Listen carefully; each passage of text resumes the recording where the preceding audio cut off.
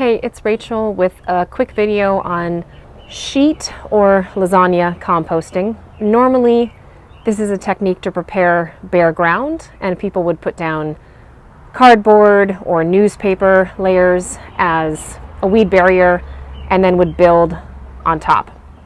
I modified this to work for raised beds, but the underlying concept remains the same, which is that instead of building a compost pile and turning it to get a nice texture, you're focusing more on retaining the nutrients in the raw materials that go into your compost.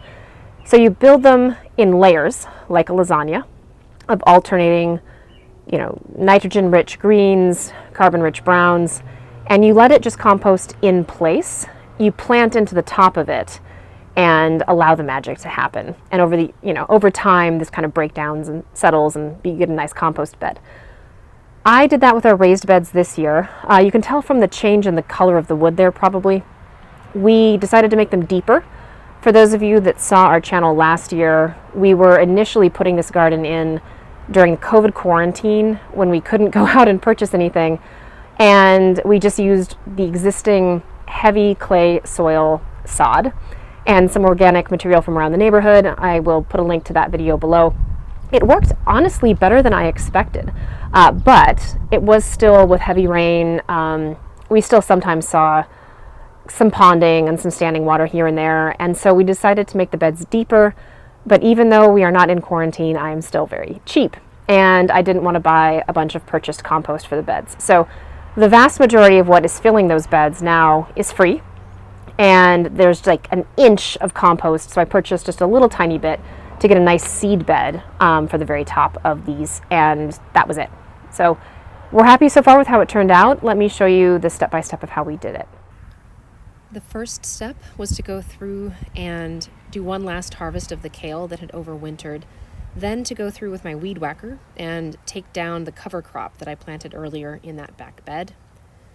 That essentially created a layer of greens. I went into our compost tumbler, which was full of really rough, unfinished compost. Think like big clods of sod with living grass. And I put those in the bed, spread them out, and I flipped them grass side down to help make sure that that wasn't going to sprout up through the beds. We then laid down a green layer of grass clippings and spread that out as thinly as we could with a pitchfork to try and prevent it from getting anaerobic and gross and weird. We topped that with a layer of leaves. These had been in a chicken wire cage over the winter, just slowly breaking down, but they're basically just pure carbon, even after sitting for so long. And then one more layer of grass clippings. So now we went, rough stuff, green layer, brown layer, green layer. And here are the 3 beds with their first 4 layers.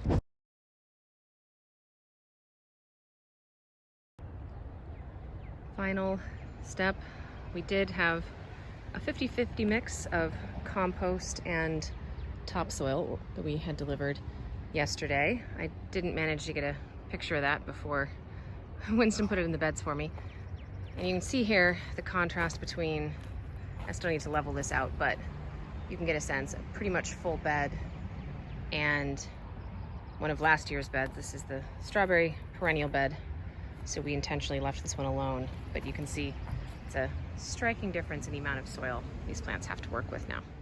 With the soil in place, I raked the top smooth and I covered it with one of my planting templates.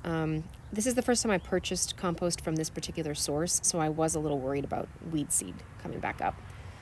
I then tucked my transplants into this weed barrier template and used my DIY toilet paper seed tape finally. Got that tucked in there as well. You'll notice my son is super appropriately dressed for this, but he is a nice little garden helper, so it was good to have him out there for company as I was doing this. I will, you'll see here, cover the whole thing with a thin layer of compost. That's mostly just to hold the paper down so that birds don't come in and start pecking at the seeds. And also it helps the paper to start breaking down more quickly if I get it covered up and kept kind of moist. Speaking of moist, last step was to water all of this in pretty well. Again, it's as much about weighing down the paper as anything else, but getting it nice and wet will mean that some of that seed tape can start to germinate and it helps the transplants as well. That's it. happy with it so far, worked well. I will likely do a video on that planting template that I showed in here. I use them every year. I really like them. Somebody had asked me how we make them, and I'd said, hey, the next time I make one of those, I'll film it. So I did film as we were making these, and I'll post that one probably next. Otherwise, I hope that this was helpful for anybody that's interested in sheet composting or lasagna composting. I highly recommend checking it out. So that's it for now. Talk to you guys later. Thanks.